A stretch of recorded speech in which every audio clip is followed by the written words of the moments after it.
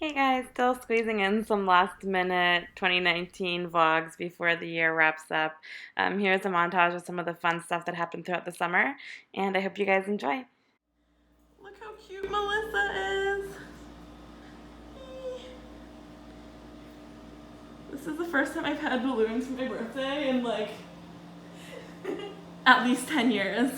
Thank you, Melissa. You're so cute.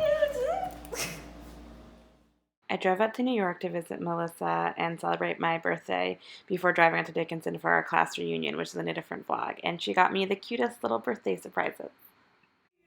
Oh, happy birthday to you. Happy birthday, dear Lauren. Happy birthday to you. Thank you. You're the best. This is happy birthday. You can check out the reunion footage in a different vlog, but figured you can appreciate our carpool karaoke. The power that's inside Pokemon, gotta catch up my you and me. I know it's my destiny. And yes, after singing Disney tunes, we were hoarse for the whole first day after arriving on campus. At the end of the month, I gave in to one of my guilty pleasures and got tickets to a Shawn Mendes concert.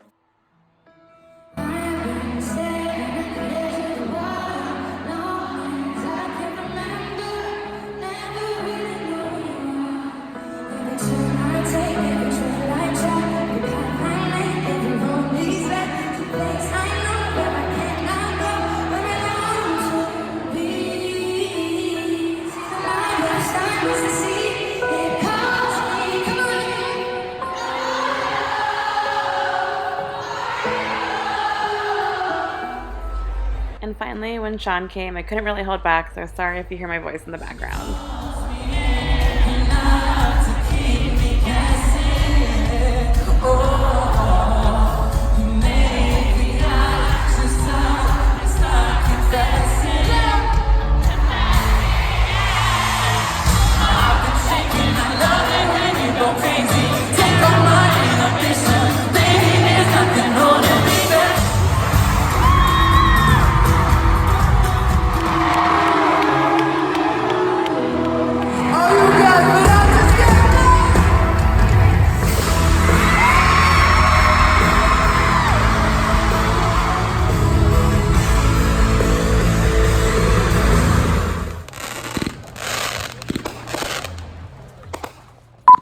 I celebrated the 4th of July with my parents. We had a little picnic right by the lakefront and watched the fireworks together.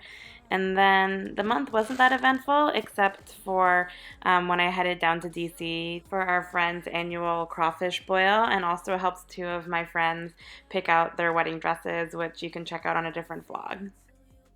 At the end of July or early August, my family and I headed up to Maine for my grandma's memorial service, who had passed earlier in the year. Along the way, we stopped by the coast to visit the lobster pound, which our parents used to take us to when we were younger. Look, Mom, a flower for you. From Alex's dinner. I brought it all the way from there. Thank you. We also got some pretty hilarious family photos out of the little pit stop at the lobster pound. We arrived at Shim Pond in the early afternoon, checked into the cabins we were staying in, and waited for the rest of the family to arrive in town. Once everyone arrived, we got a fire started, made some s'mores, and caught up on lost time, told some fun campfire stories, and just shared some old memories for everyone to laugh at. The next morning, before Nana's memorial service, all the cousins got together to go fishing and play in the lake. Get it. Give it to Jackson so Jackson we can. Oh wow! Put it in the water so it doesn't die. There we go. Oh look! Oh. Wow, that is a big fish. Whoa. Are you proud of yourself? When the kids were catching fish, I also caught a frog to maintain my status as best frog catcher in Patton, Maine. The evening took a slightly more solemn note when we went to visit the house of one of my grandmother's dearest friends, Judy MacArthur, to celebrate her memorial service. My grandmother loved bringing people together and wanted her memorial service to be an opportunity to bring together estranged family and friends. So we reconnected over food, stories, laughs, and a few tears. As the sun set over the beautiful lake, we were reminded of precious memories we shared with one another and sent her off with all of our love. The next morning, the family dispersed again. My parents headed back to Chicago, and then my sister and I drove down to Boston, where we went on our own separate ways. In August, I headed back to New York to hang out with Melissa, but this time it was to fangirl over the Jonas Brothers. We're on our way to the Jonas Brothers concert. Melissa's taking me. See you there? Once we got to Madison Square Garden, we quickly ran inside, bought some Jonas Brothers swag, got something quick to eat, and then settled down for the concert.